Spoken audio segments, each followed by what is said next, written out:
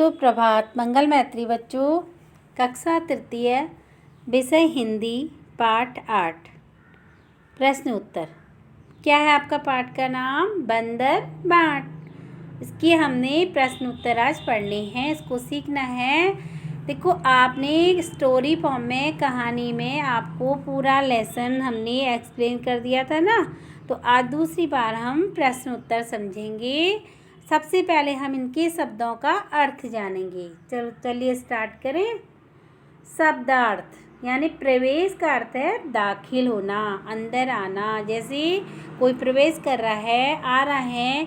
जैसे आप क्लास में मैम बैठी हैं और आप रूम में एंटर होते हैं, तो आप प्रवेश होने के लिए मैडम की परमिशन लेते हैं ना। तो आप दाखिल होने के, उसका अर्थ भी क्या हो जाएगा? दाखिल होना, अंदर आना, प्रवेश करना। या एडमिशन लेना, हमने वहाँ दाखिल ले लिया, उसको भी प्रवेश करना कहते हैं। हमने उस क्लास में प्रवेश कर लिया या वहाँ हमने एडमिशन ले लिया। महक यानी गंध, सुगंध आना, स्मेल लेना, सुगंध आती है ना नाक से। खुद यानी स्वयं, क्या हो गया? खुद यानी स्वयं। हक यानी अधिकार, झगड़ा, लड़ाई। फैसला, निर्णय लेना, किसी चीज़ का निर्णय लेना, फैसला करना। समझ में आ रही बात? गवाह यानी सबूत। जैसे कोई दो के बीच कोई बहस होती है, कोई बात चलती है, तो तीसरा हम पूछते हैं, अरे ये किसने देखा था? तो कोई कहता नहीं, हमने इस चीज़ को देखा था, हम वहीं पर थे। तो वो क्या हो गया? सबूत, गवाह हो गया। हिस्सा यानी भाग लेना। जैसे आप किसी गेम में, प्रतियोगिता में हिस्सा लेते हैं, भाग लेते हैं। हड़पना यानी ज़बरदस्ती किसी की चीज़ को छीन लेना। आई समझ में बात बच्चों? इसको बहुत सुंदर से आपको लिखना है और समझ के इसके अर्थ को समझना है कि इन दोनों का मतलब एक ही होता है। तो इसके अर्थ को भी आपको समझना है। आगे चलिए हम क्वेश्चन आंसर प्रश्न उत्तर पढ़ते हैं। प्रश्न उत्तर में है कक्षा तृतीय तीसरी, विषय हिंदी, पाठ 8, बंदर बाट के प्रश्न उत्तर है। प्रश्न नंबर 1 है, दोनों बिल्लियों के बीच झगड़े की जड़ क्या थी?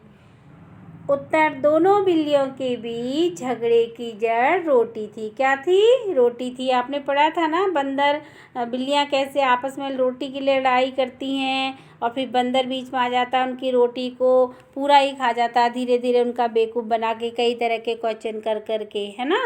तो क्वेश्चन नंबर 2 में है, उनके झगड़े का हल कैसे निकल गया?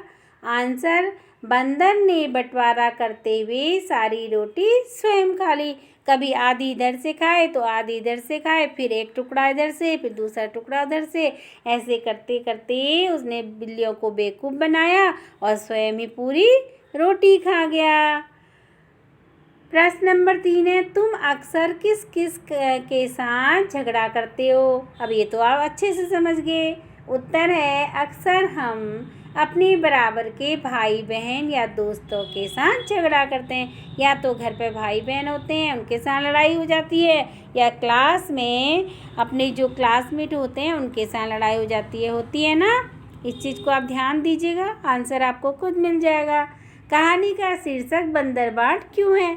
अब क्योंकि कहानी का शीर्षक, आंसर मैंने दिया नहीं है, आपको खुद समझना है आंसर इसका। देखो, कहानी में जब दोनों बिल्लियाँ मूर्खता करती हैं, आपस में शेयरिंग की उनकी भावना नहीं होती, अच्छी आदत उनमें नहीं डली होती, वो लड़ाई करने लग जाती हैं रोटी को देख के कि रोटी मेरी है, वो कहती मेरी है। इस तरह आपने पूरी कहानी सुनी थी ना। तो अब कौन फ़ायदा लेता है?